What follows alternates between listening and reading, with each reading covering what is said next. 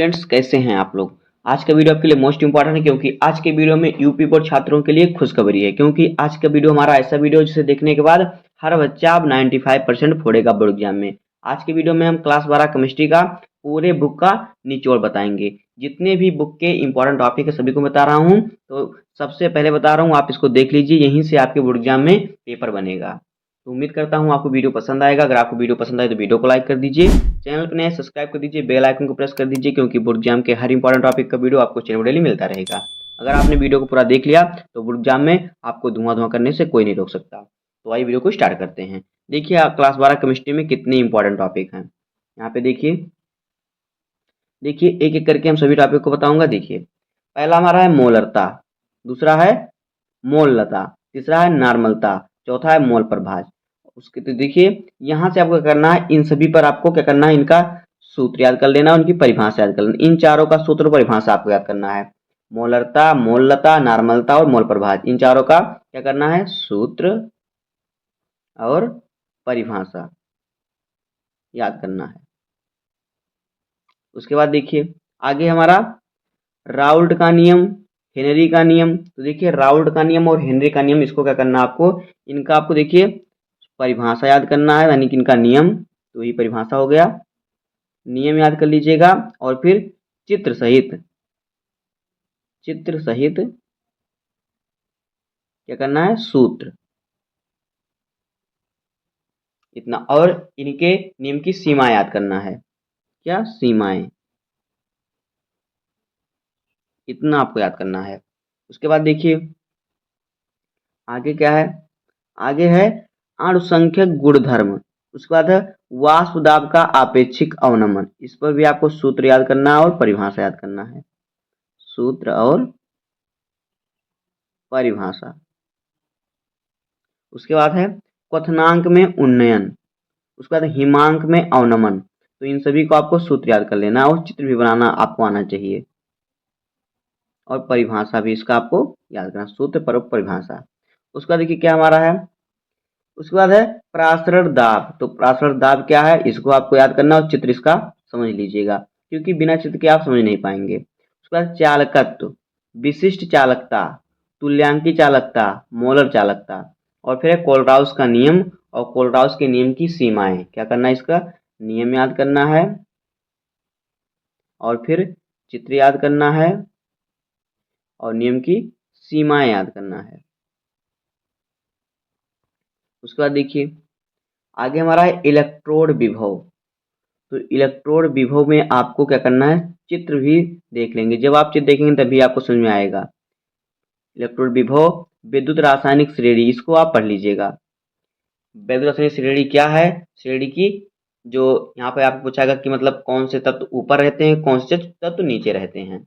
उसके बाद है मानक इलेक्ट्रोड विभव क्या है। उसके बाद मानक हाइड्रोजन इलेक्ट्रोड। इन सबका आपको चित्र सहित पढ़ना है, चित्र सहित इसका वर्णन पढ़ना है, चित्र सहित वर्णन। उसके बाद देखिए आगे आगे हमारा शेल का विद्युत वाहक बल। उसके बाद है नेर्नेस्ट समीकरण। तो आगे देखिए, तो देखिए जो नेर्नेस्ट समीकरण है इस पर आपको क्या करना है, इसका देखिए आपको अभिक्रिया में पूछता है। जो समीकरण होता है आपको पूछता है कि इस पर अभिक्रिया लिखिए। मतलब ये एक प्रकार से आपका अभिक्रिया होता है, इस पर आपको समीकरण पूछता है नेर्नेस्ट समीकरण पर। उसके बाद आपका है शेल, आप कोटि, फिर ताप गुणांक, फिर आणविकता। देखिए कोट और आणविकता में अंतर भी कभी कभी पूछता है। इसमें कोट और आणविकता में अंतर, तो इसको भी याद कर लीजिएगा, अभिक्रिया की कोट और अभिक्रिया की आणविकता में अंतर। उसके बाद है शून्य कोट की अभिक्रिया, इसमें समीकरण पढ़िएगा और परिभाषा। समीकरण पढ़ लेंगे तो आपको वही परिभाषा याद ही हो जाएगा। उसके बाद है प्रथम कोट की अभिक्रिया। तो इन दोनों का आपको समीकरण याद करना है। उसके बाद क्या है, देखिए समकालित वेग समीकरण। यहाँ पर आपको समीकरण इसका भी याद करना है। उसके बाद देखिए क्या है, आभासी एकाणुक अभिक्रिया। उसके बाद है अर्ध आयुकाल, डी ब्लॉक के तत्वों के लक्षण और यह ब्लॉक के तत्वों के लक्षण। इसको आपको लक्षण बताना है कि इनके लक्षण क्या क्या हैं। तो ये सभी टॉपिक आपके बहुत ही इंपॉर्टेंट है, सभी को याद कीजिएगा। आगे देखिए आगे है लेंथेनाइट संकुचन और फिर समय अवयवता, तो उपसंयोजक यौगिक का नामांकन यानी आईयूपीएसी नियम, ये आपका 5 नंबर का पूछेगा। उसके बाद है संयोजकता का आबंध सिद्धांत, फिर है क्रिस्टल क्षेत्र सिद्धांत, फिर है बर्नर का सिद्धांत। तो इन सभी को आपको तैयार करना है। उसके बाद है SH2 और SH1 अभिक्रिया, इसका समीकरण याद करना है। उसके बाद देखिए आगे क्या है, आगे है इलेक्ट्रोड स्नेही प्रतिस्थापन अभिक्रिया, इसको भी आपको क्या करना, अभिक्रिया याद करना और इसका समीकरण भी आपको आना चाहिए। अभिक्रिया और समीकरण।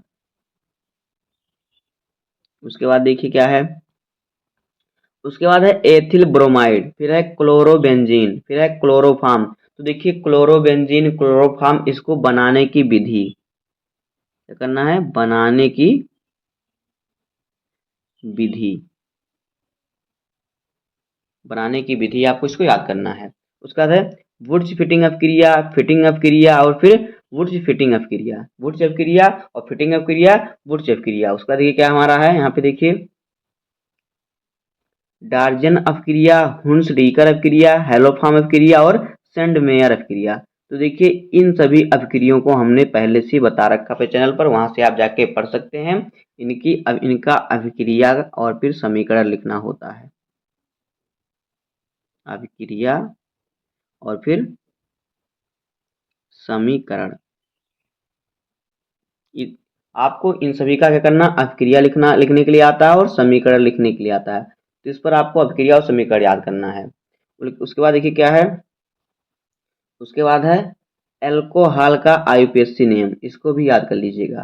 उसके बाद फिनॉल और फिर डाई एथिल ईथर। देखिए फिनॉल और ईथर बनाने की विधि भी याद कर लीजिएगा, बनाने की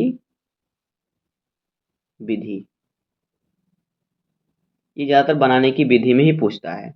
उसके बाद देखिए हमारा क्या है, उसके बाद है विलियमसन संश्लेषण, रायमंड टीमन अभिक्रिया, कॉल्वे श्मिट अभिक्रिया।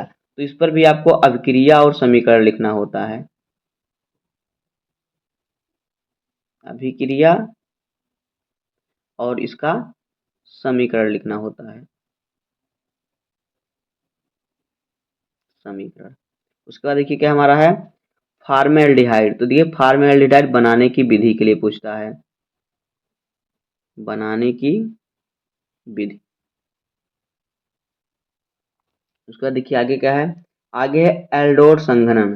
तो एल्डोड संघनन का जो होता है अभिक्रिया लिखने के लिए आता है, इसका समीकरण कि एल्डोड संघनन क्या है, अभिक्रिया और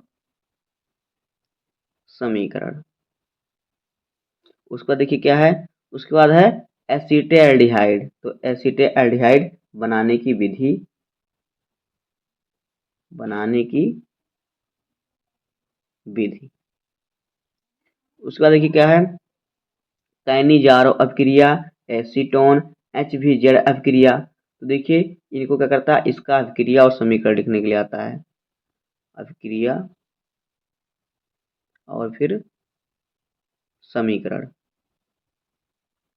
तो देखिए इसको आपके लॉन्ग आंसर में पूछ सकता है और शॉर्ट में भी पूछ सकता है इन सभी को।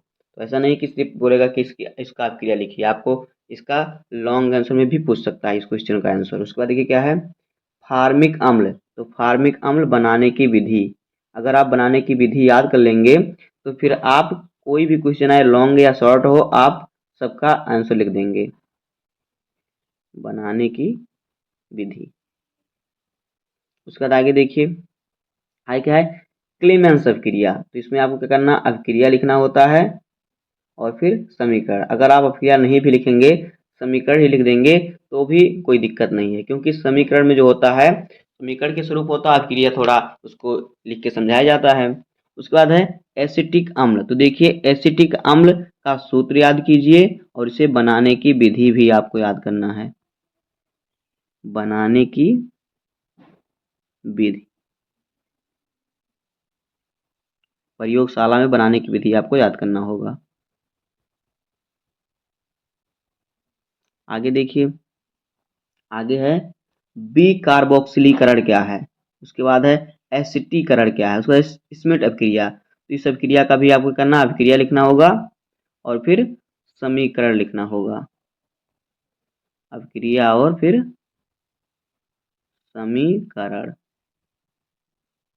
उसका देखिए क्या है, उसके बाद है एथिल एमीन, तो यहाँ पे रहेगा एथिल एमीन, एथिल एमीन, फिर है एनिलीन, फिर है कार्बिल एमीन अभिक्रिया, फिर है हाफमैन ब्रोमाइड अभिक्रिया, यहाँ पे रहेगा हाफमैन ब्रोमाइड अभिक्रिया, फिर है स्मिथ अभिक्रिया। तो इनका देखिए क्या करना है, इनका आपको अभिक्रिया और समीकरण लिखना होगा,